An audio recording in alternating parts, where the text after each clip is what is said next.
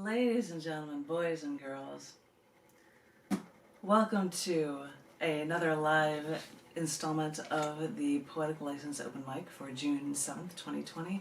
It is the home edition. Normally, we would be at Recycled Reads, which is an affiliate bookstore of the Austin Public Library, but because of coronavirus, COVID-19, quarantining, and lockdown, they are still closed by orders of the state. And so I hope that this library space is good enough for you guys, and I hope everybody is being safe at home. And in the meantime, I was going to share with you poetry from the cc&d collection book from Scars Publications of July to December 2019 issues, an expanded book that's called Among the Debris. Someone wrote me who got this, said, this is one of the best collections I've ever actually received, so I'm thrilled for them. I hope everybody likes this book, Among the Debris. Yay, Among the Debris.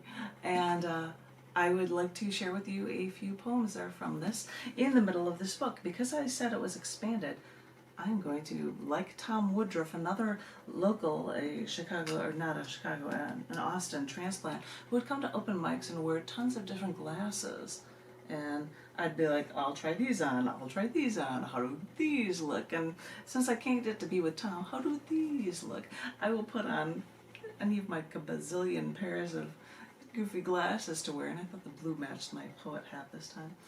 But I thought I would share with you poetry from a supplement section, an insert that appeared in this issue collection book called Among the Debris.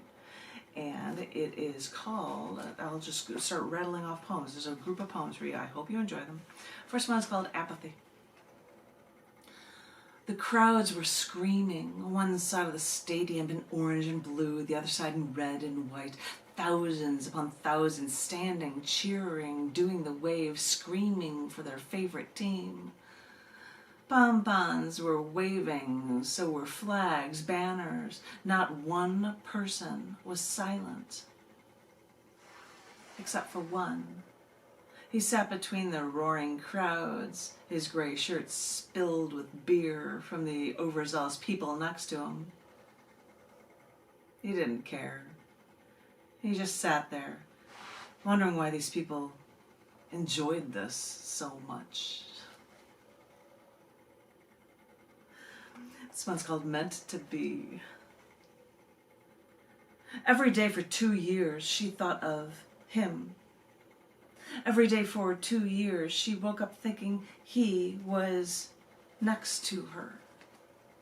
Every day she would open her eyes, she would find nothing.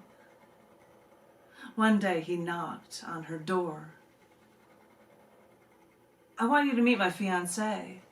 This is Marie. It's nice to meet you, Marie. I wish you two the best.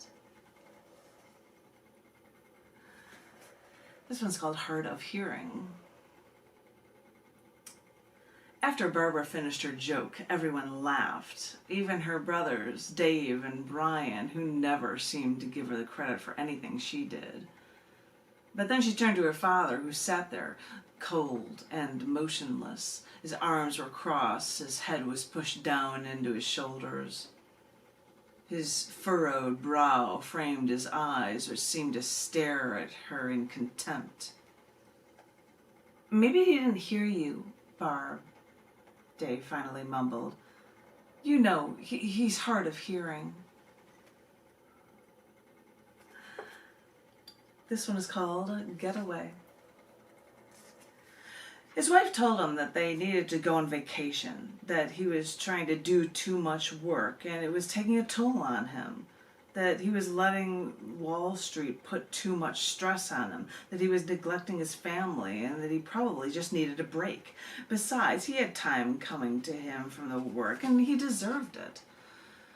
So the two of them went off on a little vacation for this little island where there was nothing to do. There was no televisions, there were no telephones, there was no civilization.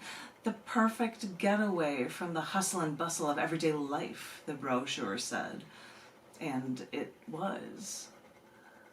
They sat on the beach just a few feet from an outdoor bar they got their margaritas from. It was quiet. His wife glowed in the light from the setting sun. He thought of Wall Street and the work that he had to do.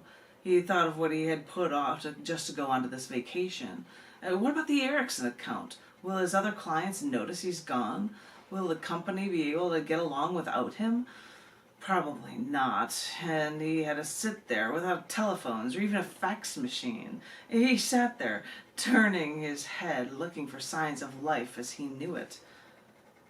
He barely spoke to his wife the entire time they were on the vacation. He couldn't think of anything to say. All he could think about was work and all the problems that would probably arise because of his absence. They finally left the resort. He woke up the next morning in his own bed, which was a little hard, and began to wonder if the past week was all a dream. He quickly got dressed, poured himself a cup of coffee into his car, got into his car, poured it into his car mug. He tucked his briefcase under his arm, and he took off for work. He got to work early. He found stacks of paper on the desk and a pile of messages on little pink slips of paper. His phone was already ringing off the hook. His secretary walked in 10 minutes later.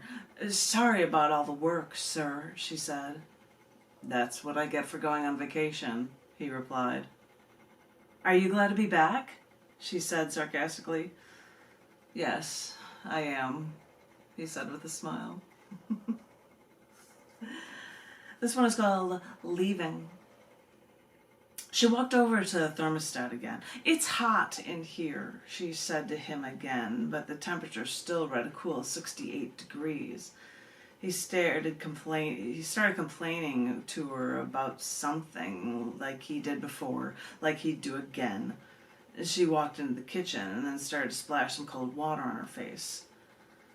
"Could you get a can of sardines while you're in there?" he said to her. Without saying a word, she walked to the front door, picked up her denim jacket off the brass coat rack, grabbed the keys hanging from the hook, and walked out the door. She walked a mile and a half in the cold before getting to an empty field. Late November brought the first snow, and bits of ice clung to the ground in the early December night. She walked into the grass and leaves and noticed and listened to them crack as she moved. The water she splashed on her face was now frozen. Her ears, her nose, her skin on her hands and cheeks were turning red, then purple. The tops of her legs hurt from the cold. She walked to the center of the field. She sat down in the dirt. She smiled. She laughed.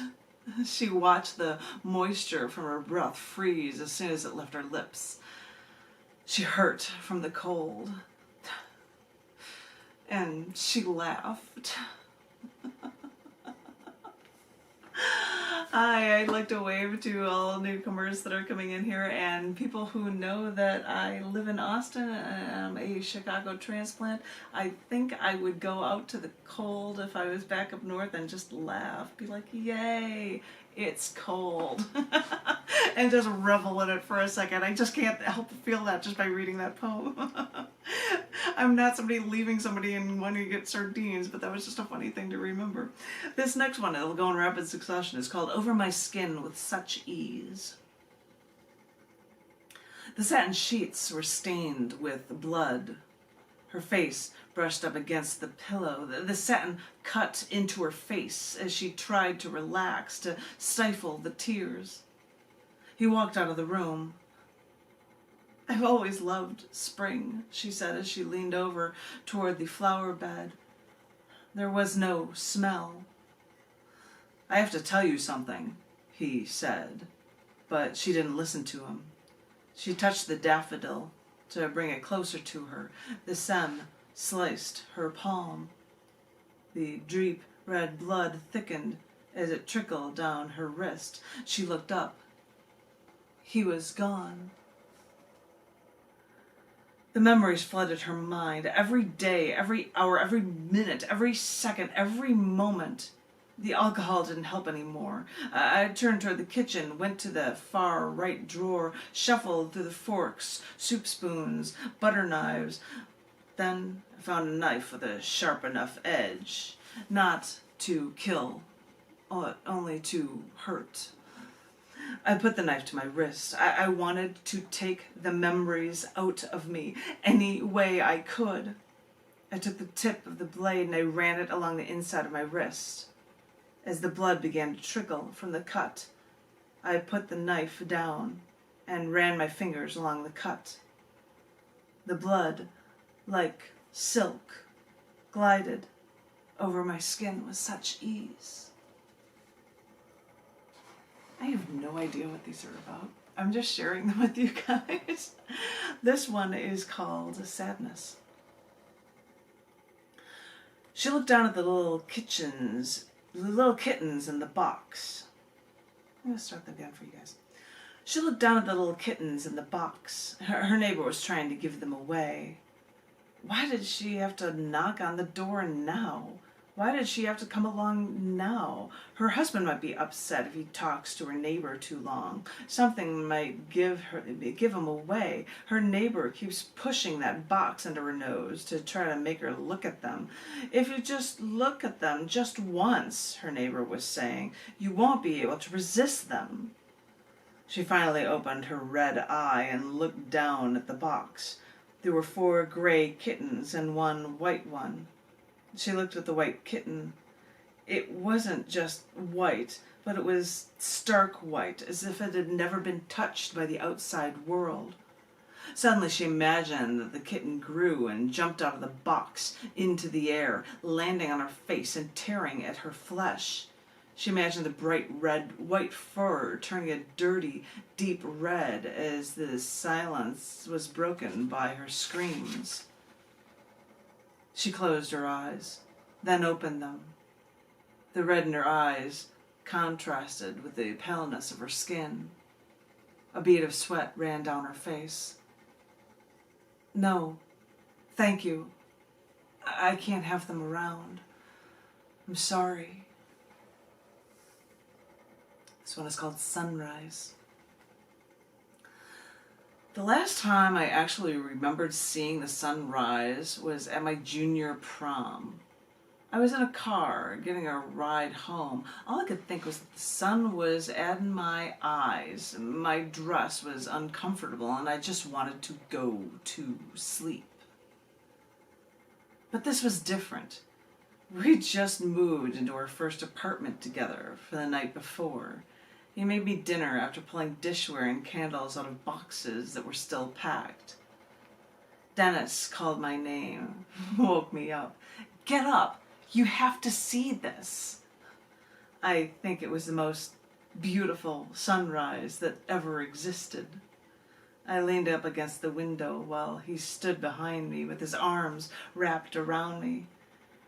It felt like he would never let me go.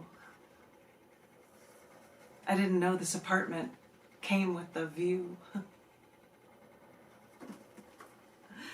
This is a short one called To Be Different. Everyone was mulling around, making small talk, laughing, having fun, doing all the things that people are supposed to do at a well-executed party. It was his birthday, and there was a ring of people around him. He was glowing with delight. She looked at him from across the room and realized that he might have loved her, but he knew nothing about her. She looked down at her dress. It was a strapless red satin dress with sequins bordering the top and bottom. She suddenly wanted to be wearing her flannel and long underwear, sitting by herself with a book or a newspaper, or her thoughts. She just wanted to do something different. This one is called New Vacuum Cleaner. Elizabeth was only 5. She thought she was doing the right thing.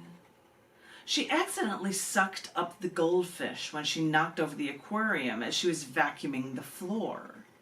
She was going to surprise Mom and Dad with a clean carpet, but now it's covered with aquarium rocks, shattered glass, and fish water.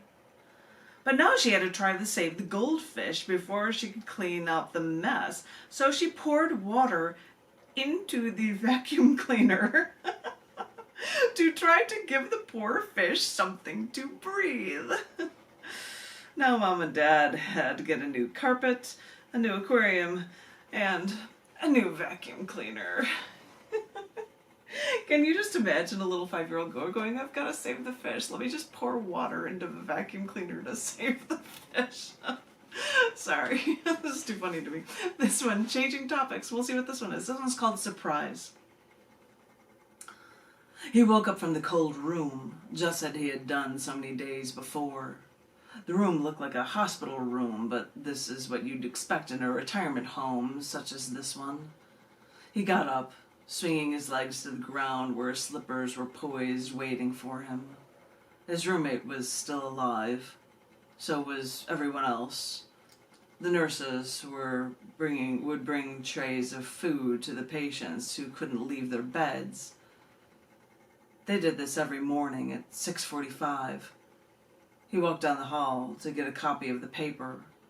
The news looked the same. He would walk back to his room and he'd sit down on his bed. Everything was the same. And he was surprised. This one is called Where to Go. It was almost sunset, and there was no one on the beach. She was there just to see the sunset, just to try to calm herself down. She had to get away, she thought. She couldn't take it anymore. His affair, her job, the kids' problems, her weight, the vacuuming and dusting. So she went to the beach. The waves gently lapped along the sandy shore, turning golden in color as the sun's rays darkened it a deeper and deeper red, into purple, into blue. A light breeze moved her hair like fingers running down the back of her head. An occasional seagull flew along the shore. There was no one in sight. She sat there, momentarily in peace. The breeze started to get stronger and stronger, and she had to close her eyes from the burn of the wind and the sand. The sand ripped into her arms like tiny needles piercing her skin. The waves grew higher and higher until they sounded like they were about to land on top of her. She finally opened her eyes. Her burning eyes saw that the waves were still only lapping at the shore. The sand had not moved. There was no breeze. She stood up. She couldn't take it anymore. She took off her shoes and sprinted away. Oh, a short 5-liner here in the end of the book for you before I take a break and go to another section of poems for you guys. This one is called Reason to Stand. The dying, weeping willow looks like a thin, frail old man trying to stand in the wind when he cannot find a reason to stand. Ladies and gentlemen, boys and girls, I am going to share with you more poems from this book, cc&d collection book, July to December of 2019, called Among the Debris, a massive expanded collection book that has gotten rave reviews from readers. Thank you. Stay poetically inclined, stay safe, and I will talk to you in just a few minutes. Thank you very much.